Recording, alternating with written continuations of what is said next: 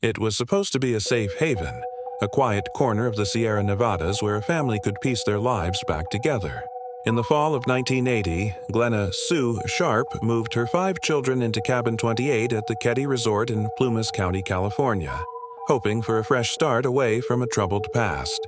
The rustic resort, nestled among towering pines, promised tranquility. But on the morning of April 12, 1981, that promise was shattered, replaced by a scene of unimaginable horror that would haunt the community for decades.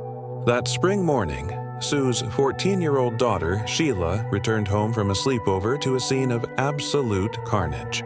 The living room of Cabin 28 was a slaughterhouse. Bound with electrical wire and medical tape, her mother Sue, her 17-year-old brother Johnny, and his 17-year-old friend Dana Wingate had been brutally murdered.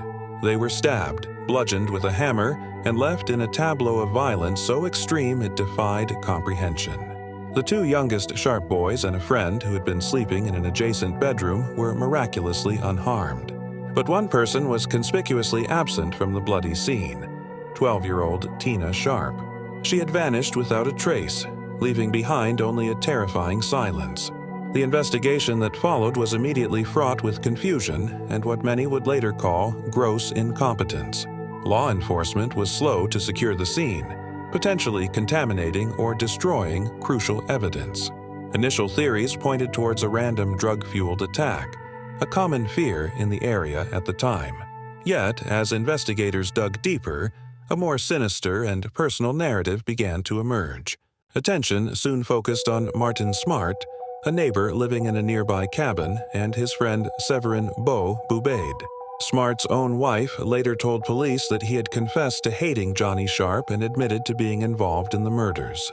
Despite these damning statements and a recorded therapy session where Smart seemed to confess, no arrests were ever made. Key pieces of evidence, including a bloody hammer and a potential confession letter, were either lost or ignored, leaving the case to grow cold under a shroud of suspicion and unanswered questions. For 3 long years, the fate of Tina Sharp remained a painful, open wound for her family and the community. She was the ghost of Keddie, the missing piece of a horrifying puzzle. Search parties combed the dense forests surrounding the resort, but the wilderness kept its secrets. The hope of finding her alive slowly dwindled, replaced by a grim acceptance of the likely truth. That truth was finally unearthed in 1984, when a bottle collector stumbled upon a human skull and jawbone in the woods near Feather Falls, nearly 30 miles from Keddie.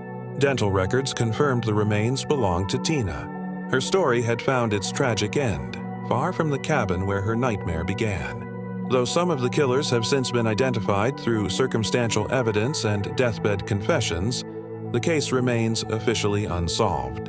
Justice, like Tina, was lost in the woods, and Cabin 28 stands as a silent, decaying monument to a crime that time will never erase.